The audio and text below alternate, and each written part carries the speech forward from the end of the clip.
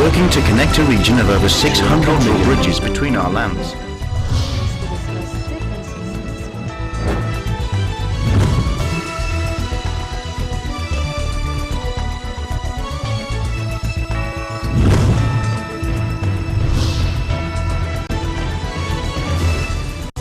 Welcome back to ASEAN in Focus. This is Kaloy Tamunda from the New Era University ASEAN Studies Center. In the news these days is the water shortage which Metro Manila and Rizal are currently experiencing amid the so-called weak El Nino, and considering that it is just the start of the summer season. In the provinces, drought is also affecting agriculture and farmlands. To help us analyze these situations, we are honored to have as guest once again, suki sa programa, Dr. William Dar, former Director General of the International Crops Research Institute for the Semi-Arid Tropics, or ICRISAT, an institution based in India. Dr. Dar has also been a member of the UN Millennium Task Force on Hunger.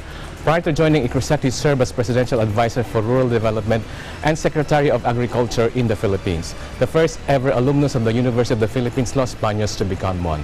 Before this, he served as Executive Director of the Philippine Council for Agriculture, Forestry and Natural Resources Research and Development, or PICARD, Director of the Bureau of Agricultural Research, and he's currently the Chairperson of Inang Lupa, a non-government organization which is devoted to developing agriculture in the country. Welcome back to the program, Dr. Lar. Maraming salamat for accepting our invitation once again. Okay, water crisis. Water shortage. Is there really a water shortage in the country, considering that we have a big El Nino and summer has just started a week ago? Kaloy, the way I see it is, itong Manila is a portion ng may water crisis. It's just a symptom of a national indication that really there is a water shortage in the country. Okay. Now, you may consider that we may have abundant water resources in the country. However, let me state the facts. Sa rainfall, we have 1,400 millimeters annually, but we are not harvesting. Number two, we have 18 major river basins, but we have yet to understand exactly whether the forests around or the watersheds around these river basins are intact or not. To serve as watershed to hold the water. Correct, and we have 421 principal river basins, so smaller than that of the 18 major river basins, and 79 lakes. But we also extract 20,000 million cubic meters of water per year. From underground? From underground. Okay. So what I'm saying here is we have two major sources: surface water, which is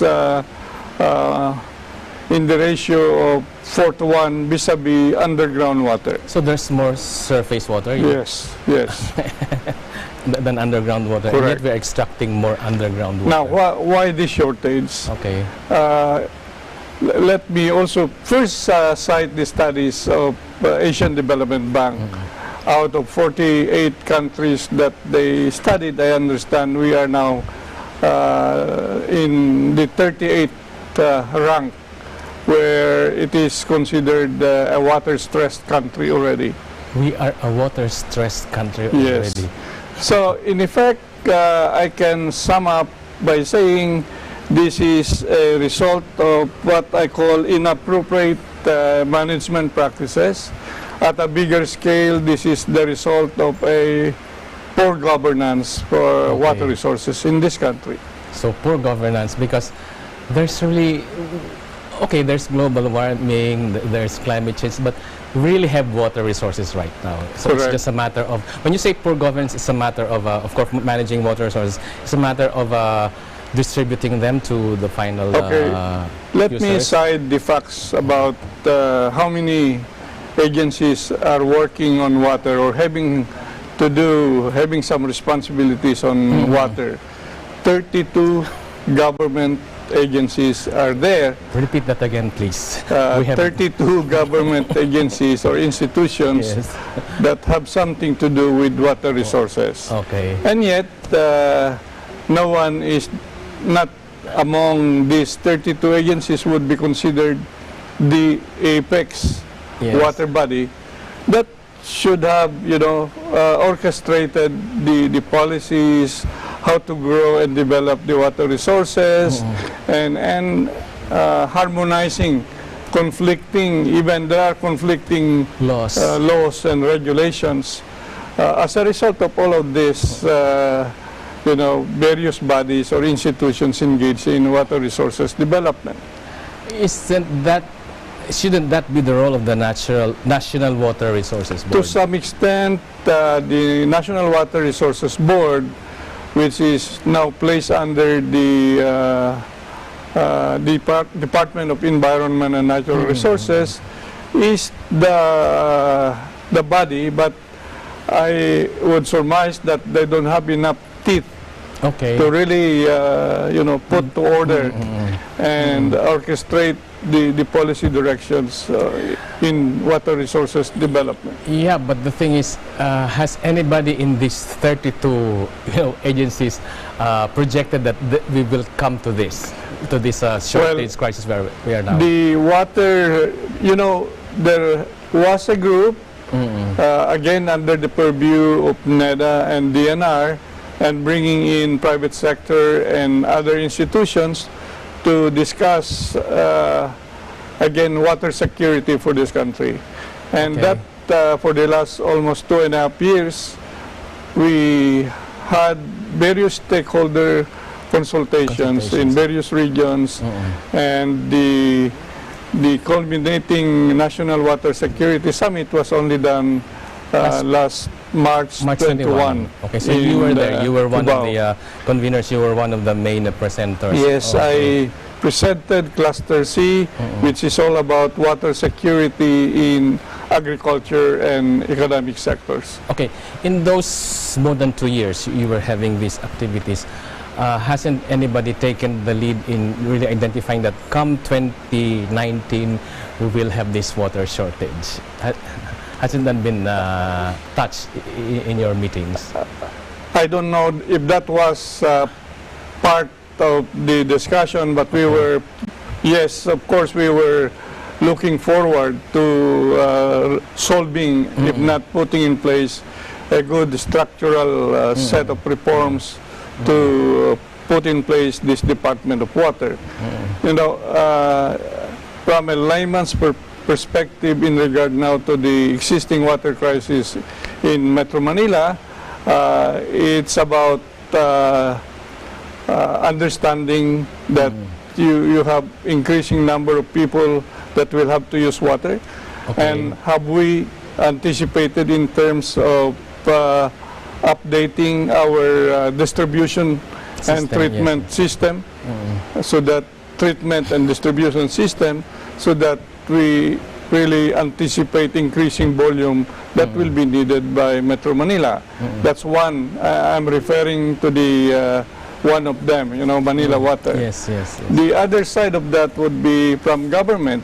Have we anticipated this shortfall? And have we had that foresight in terms of developing potential other sources of water for Metro Manila this early? So again, it's really proactively and having to plan early enough, have that foresight to develop the very requirements, the water requirements for various cities and areas in this country. So let me get this straight. The reason why we're having this water crisis now is not really because we lack water, because we have the surface water and we have the Underground water. And of course, we know that population is increasing, so there's bigger demand for water. What you're saying effectively is... On top of that is climate change. Yes, this year. climate change. And we know about El Niño is that. here, Okay. yes. And El Niño is a weak El Niño, and summer has just started. And we have this water crisis already.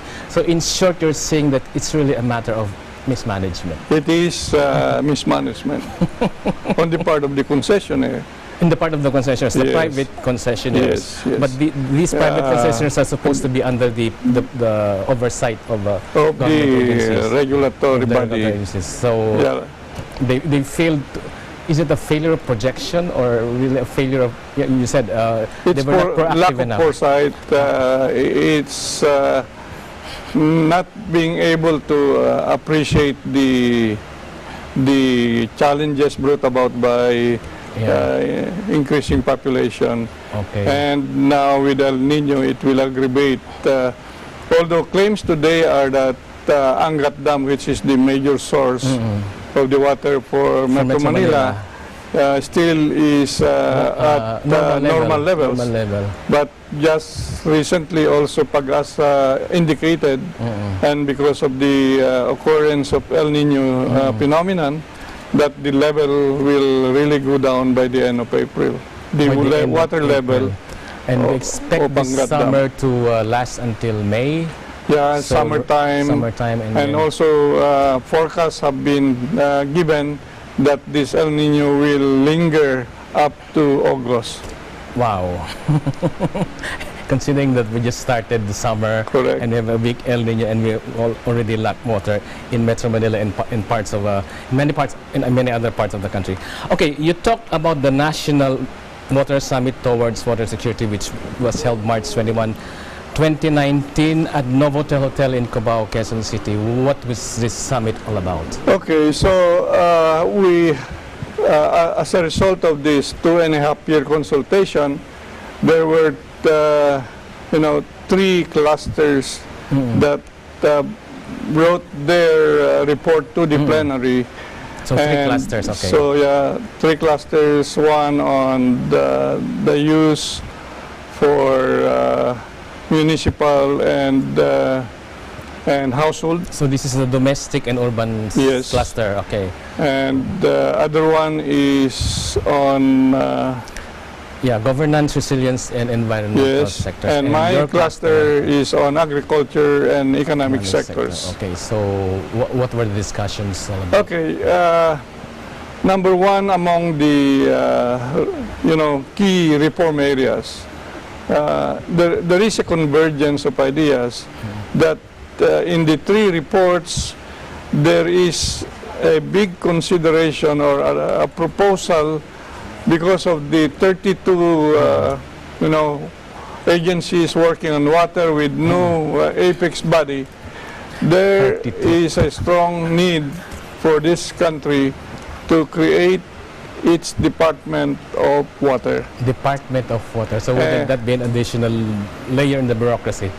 I think while true it is additional bureaucracy, but all the studies would indicate that we need an apex body that will rationalize everything, that will harmonize everything, The work of the 32 and integrate government agencies. the functioning of water-related agencies. So that's the main recommendation to come up with the and tied Department up of with Water. the creation is also a creation of a water regulatory commission, Okay. which will handle regulation and tariffs. Okay. So because again, water is an economic resource, it has to be treated like that. There will be conflicts in terms, of use for agriculture, municipal and industry. Okay. So at the end of Somebody the has to day, regulate we that. really have to balance everything. Okay, we will talk more about the different issues surrounding the water situation in the country and the discussions during the last National Water Summit towards water security when ASEAN in Focus Weekend Edition returns.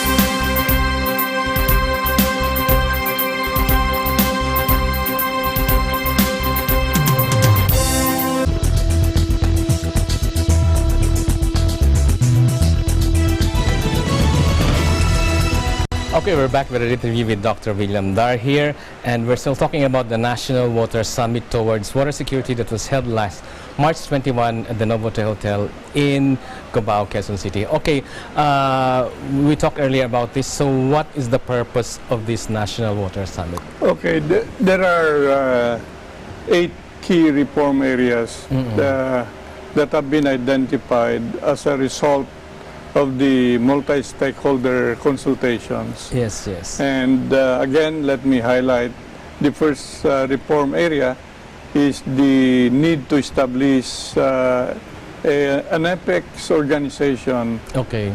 Department of Water, purposely to really rationalize everything, integrate, direct, integrate, and harmonize everything.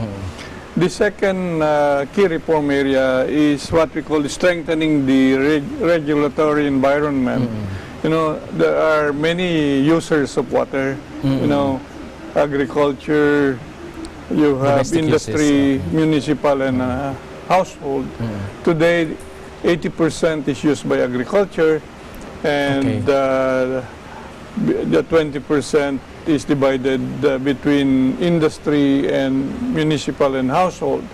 But the projections in the longer term is that 84% will be for agriculture, followed by municipal and household use, about 10%, and the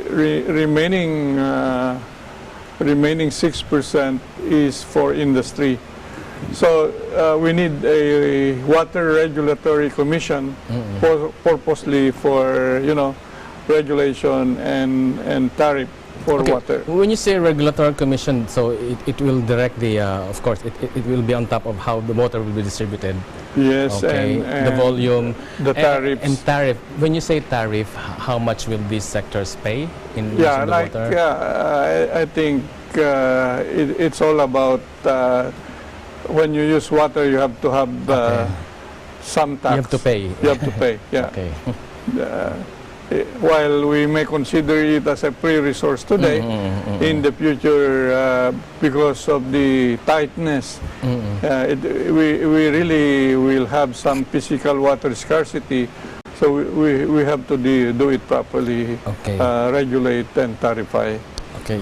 The third aspect that we are going to pursue is on the balancing water supply and demand. Again, I have mentioned that, yes, surface water is where bulk of the water, if you account the total water supply, and underground water is about 20-25%.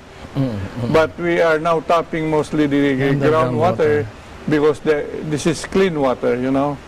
While that of the surface water, you have to treat, you have to filter, and before it is used domestically. So that's the main reason why we have not been tapping our surface water. Maybe, yes, because of the cost involved. But also for agriculture, we still lack irrigation water. To support our agricultural crops, much more rice. So we have to increase the irrigation efficiency, we have to increase the cropping intensity, and accelerate also the development of new systems for irrigation. So we have 3. What's the fourth? The fourth one is building climate resiliency. You know, very basic is we need to reforest the denuded mountains. Much more around those 18 major river basins, around those 421 principal river basins, and around those lakes, 79 lakes. Is there any study, any data from DNR perhaps that will determine what is the water, or what is the watershed cover of these areas? Yes, these are all mapped out. And we have just to continue enhancing reforestation in these areas. It has to be sustained. You know, the studies would indicate that by planting, say, 1 trillion trees, this may halt the warming of the atmosphere. So yes, reforestation is key to bringing back water as well in our dams, in our watersheds, in our rivers. We need also to bring back to its original capacity our dams that have been now silted in many ways. Of course, we need also to develop flood mitigation measures after spilling over the water that comes from the dam. Why not we collect again those water in catchments or in impounding ponds downstream, and I call this cascading. Instead of flooding the residential areas. Instead of flooding the lowland areas, the residential areas downstream. So here, we look at flood mitigation not only to really mitigate flooding, but flood mitigation is also for economic purposes, because you are conserving, you are catching water. So that's a DPWH concern. Correct. And the RRMC concern. So you really have this 30. Now I'm enlightened about the 32 agencies. Okay. Do you think we're doing enough to address reforestation activities? We have to, maybe in brief, the answer is no. We have to quadruple our efforts. Yes. We have to accelerate even, because that's one way. You really have to set up this vegetation right there and there, and continue to do reforestation. Even, for example, building resiliency by rainwater catchment. We are only harvesting 4% of the rain that comes, in spite of the 1,400 millimeters of rain that we have annually. And India, if we compare ourselves, they are now harvesting 60% out of their 700 millimeters of rain. How many? 700 millimeters in annually. In Philippines? Philippines is 1,400. So we have more rains than 2,400. Wow, so we have 3 times more rain than India. 3 times more rain here in the Philippines than India. And yet we harvest only 4% of Correct. That's why whenever there's no rain, we lack water. So I think NIA must be given more budget to do accelerate the national irrigation systems, and on top of that, there are water impounding large ponds that they can construct. I think they have identified these areas all over the country. Those water has to be harvested. And the DA, Bureau of Soils and Water Management, must really invest significantly in water conservation, in water harvesting, small systems, irrigation project. Okay. Many years ago, I've been hearing about this water harvesting technology. Why haven't we adopted that? We never have learned. We had the 1997, 1998 El Nino. The El Nino, yeah. That's a terrible one of the most terrible phenomenon. Yes. And of course, everybody knows that water will be very scarce during this period. What happened after that? Now it's 2019, so is 20 years after. We have not done those investments in rainwater harvesting. It's pathetic. Okay, so that's building resiliency. Okay, yes. What's the fifth one is creating and ensuring effective water services and sanitation. Sanitation is connected with water. Please expound the connection between water services and sanitation services. Every household needs a good sanitation, and they need water to have that level of sanitation. So, like toilets is a related activity to the construction of toilets. The safe and clean water, is also an important attribute of the availability of water. So we really have to really sustain our efforts tapping even the springs in those areas. The mountains will really have to be reforested to give us again more water during dry season of the year. Now, the sixth key reform area is enabling access to funding and financing. Truly, because of the big investments needed for all these dams, Kaliwa Dam, even, for example, the dredging of Laguna de Bai, which is a major source for fresh water. Yeah, I've heard about that. We need to invest so much. I was still young then when I read the news item that Laguna Lake will be used as a source of fresh water for Metro Manila, and that hasn't happened. That has not happened again. So these are the low-hanging fruits already that we can invest, and we need a lot of financing. So if we have to look for what is the best immediate source for fresh water on top of Pangat, La Mesa, we have Laguna de Bai. And of course, while starting to construct Kaliwa Dam and other dams that have been studied and feasibility studies have been done. Okay, let's take Laguna Lake. So what would be the biggest cost here before we can use Laguna Lake? Laguna Lake, you need to dredge because the lake itself is already heavily silted with soil erosion every year. You need to deepen it a bit so that it can afford to store more volume during rainy season. And it's again, you need to clean up, treat the fresh water harvested there before it is used for household and municipal consumption, and even for industries. Okay, we will talk more about the different issues surrounding this water crisis in the Philippines and among the findings in the National Water Summit towards water security when ASEAN in Focus with Mitigation returns.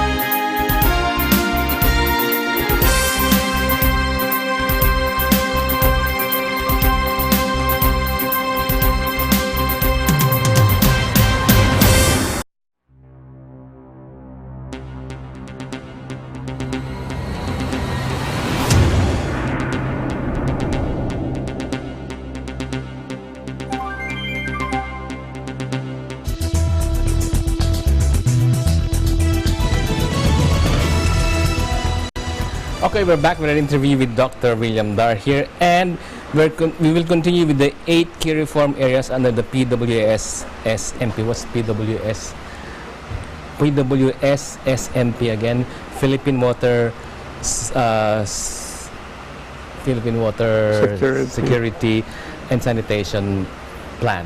Okay, so we mentioned the first 6. We have the establishing effective WSS sector institutions, strengthening regulatory environment, balancing water supply and demand, building climate resiliency, creating and ensuring effective water service and sanitation services, enabling access to funding and financing, and we go to the 7th and the 7th key reform area, Kaloya, it's all about managing data and information related to water.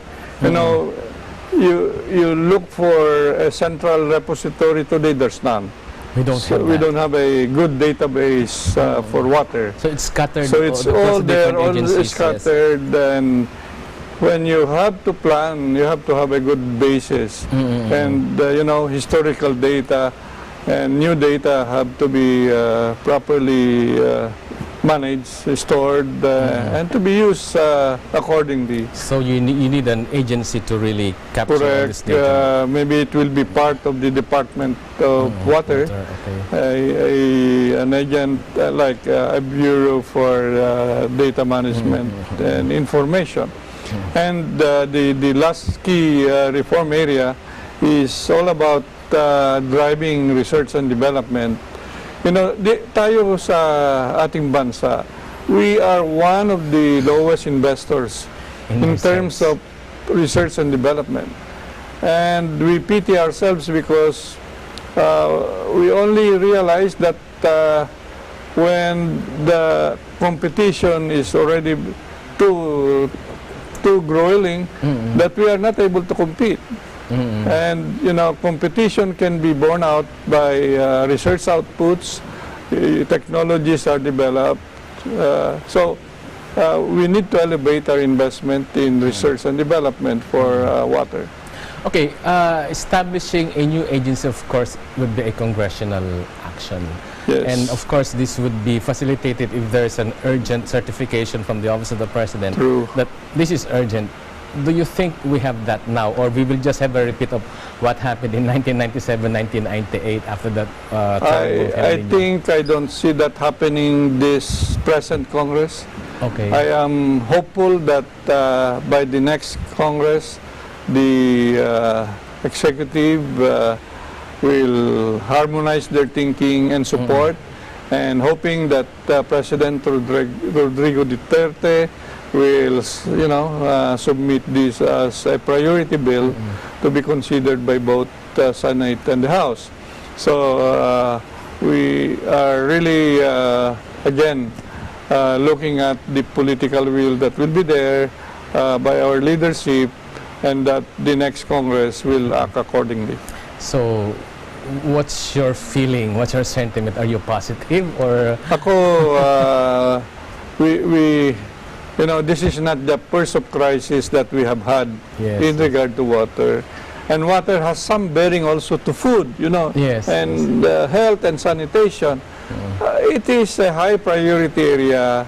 We need now not to dilly-dally any action that will institutionalize, you know, an agency again to rationalize everything on water. Okay, so you had... I'm hopeful. Let's keep our fingers crossed. You had the National Water Summit towards water security last week. So what happens to the recommendations you arrived at? Yes, NEDA being, and together with DNR, they will now formally, you know, send all these recommendations to the cabinet first for them to appreciate and internalize these 8 key reform areas for water security of this country, and hoping, as again I have said, that our members of the cabinet will strongly support all these recommendations. Of course, we understand about budgetary limitations, but if we have to start, we have to start somewhere.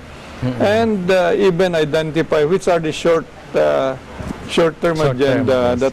that the low-hanging fruits that can be right away implemented while looking at institutionalization efforts like going to Congress. So, do you think you can hurdle the challenges within the cabinet?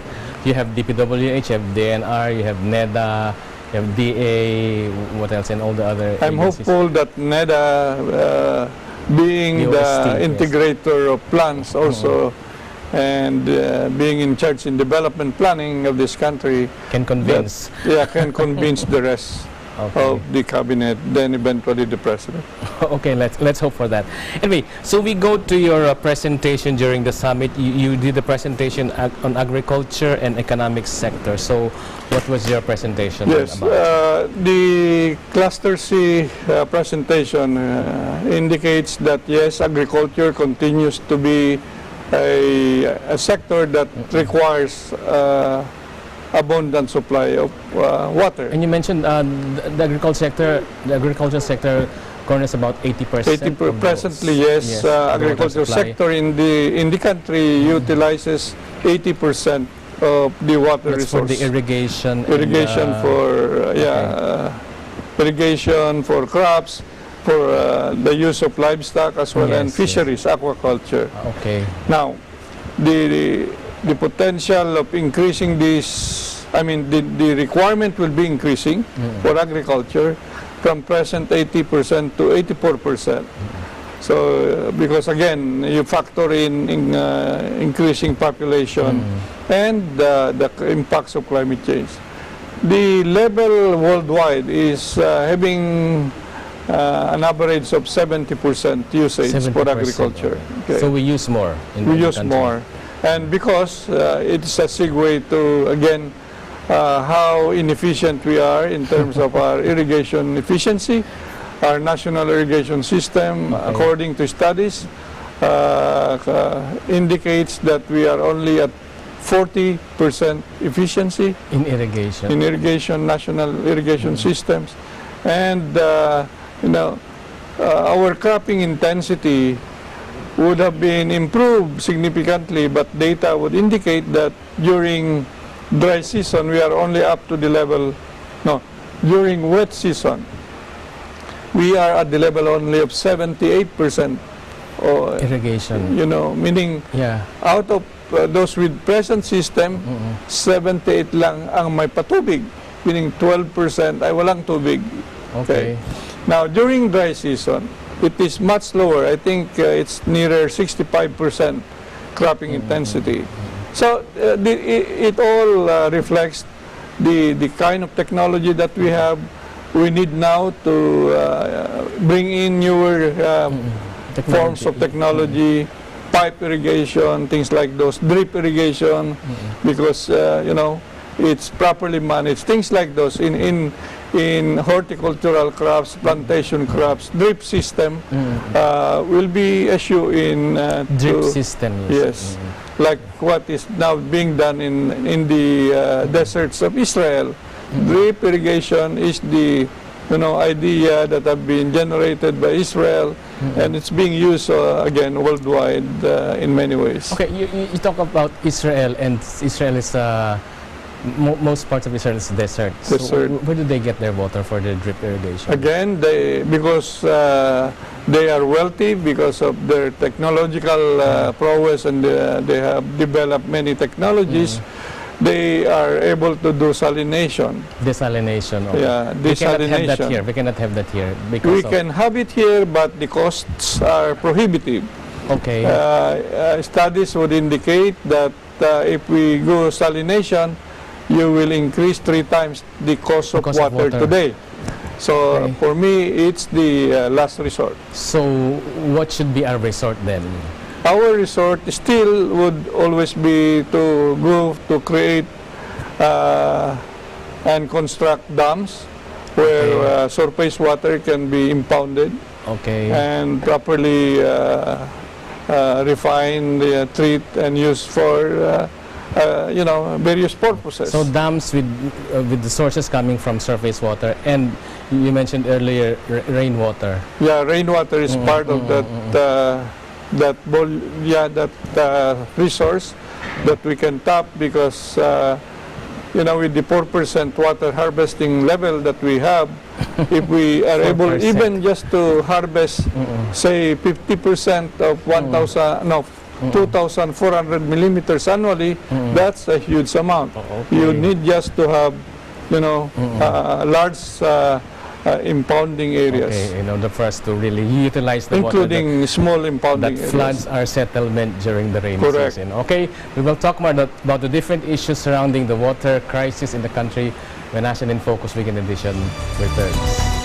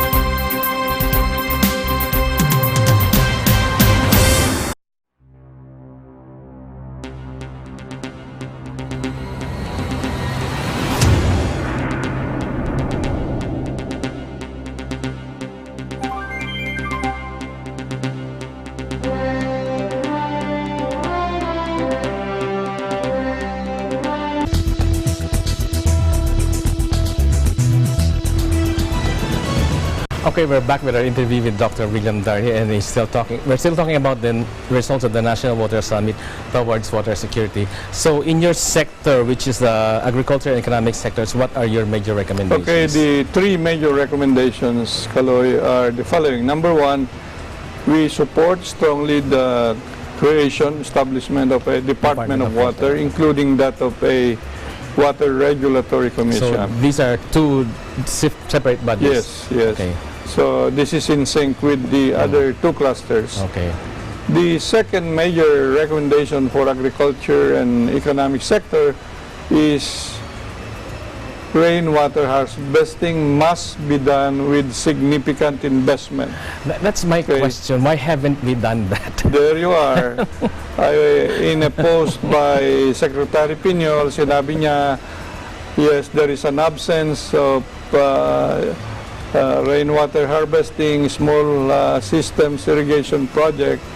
There should really be a need to do more and significantly increase the investment. Yeah, what I'm afraid is we're talking about rainwater harvesting now, and comes next season, comes next year, maybe we'll have La Nina, and we'll forget about all of this again.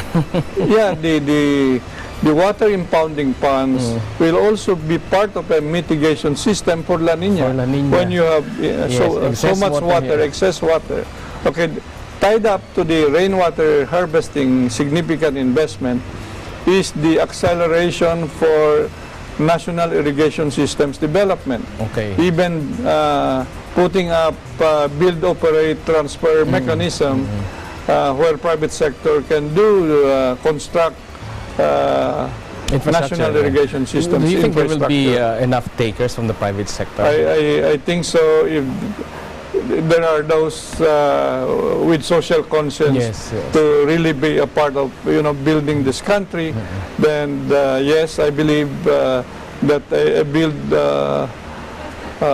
and transfer system can happen. Yeah, a PPP arrangement can be done, and that is one way to accelerate, as I've said, because at the rate, if we only base from present projections or targets in terms of national irrigation systems development, it will take 16 to 18 years to develop the yet undeveloped. That is if we start at almost all. 1 million hectares. That is if we start at all. Remember, we had the worst El Nino 20 years ago, and we have not. We have not done anything. Okay, what's your the last major recommendation is do massive and accelerated reforestation of the 18 big or major river basins.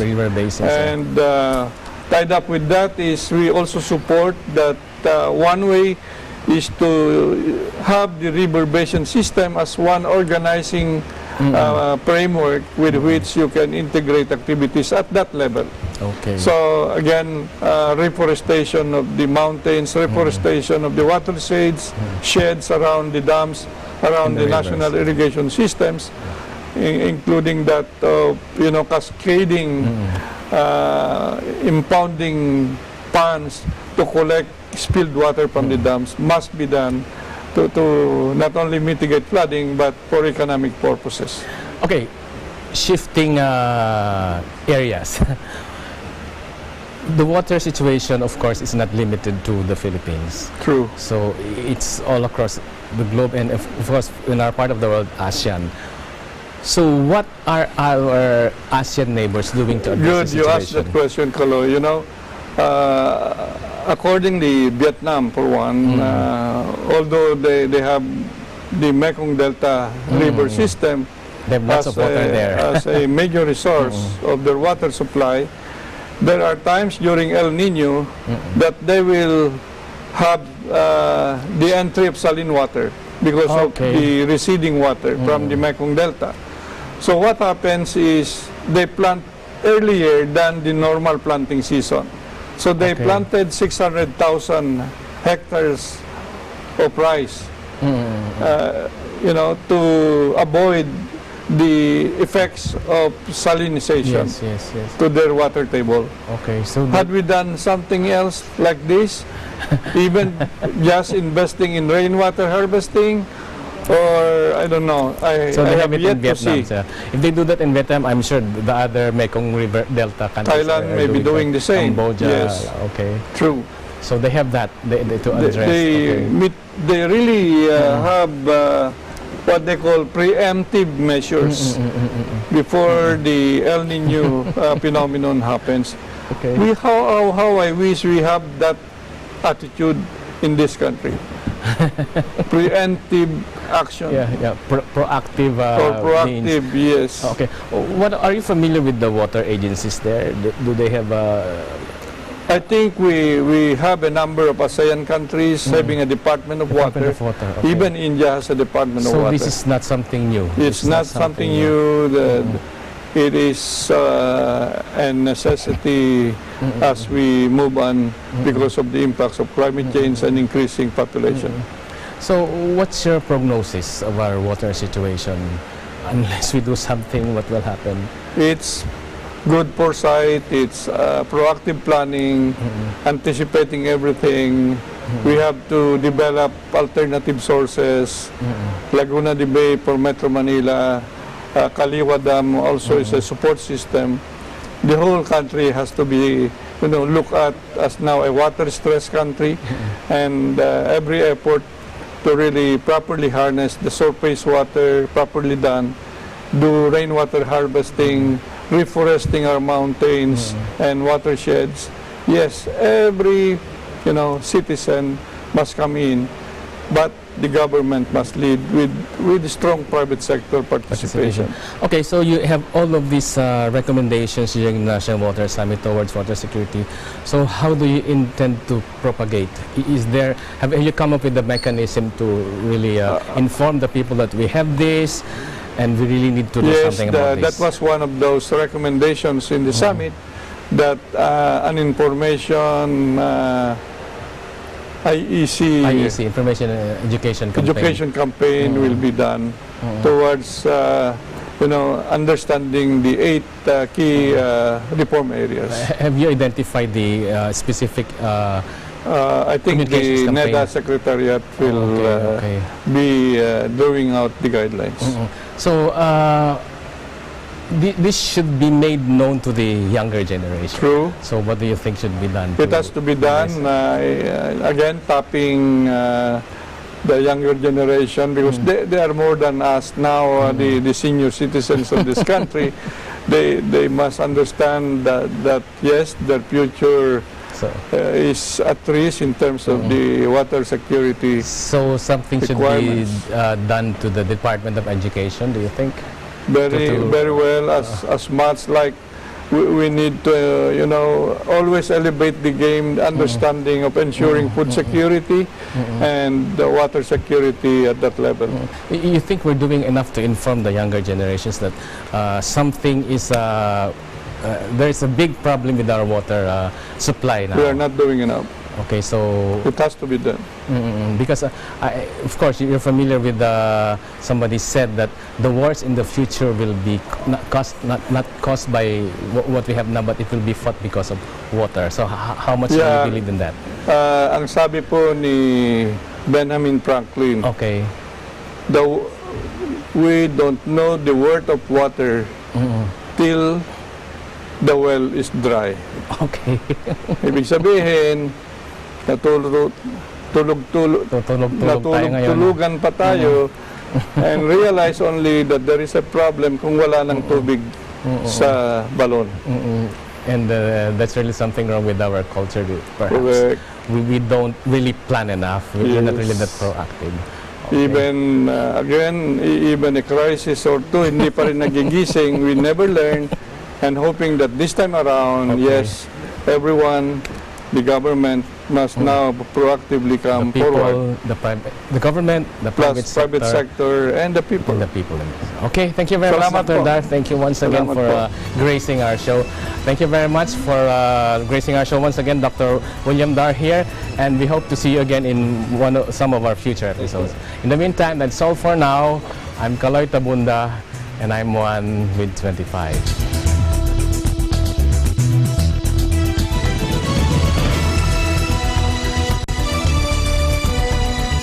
Hindi lang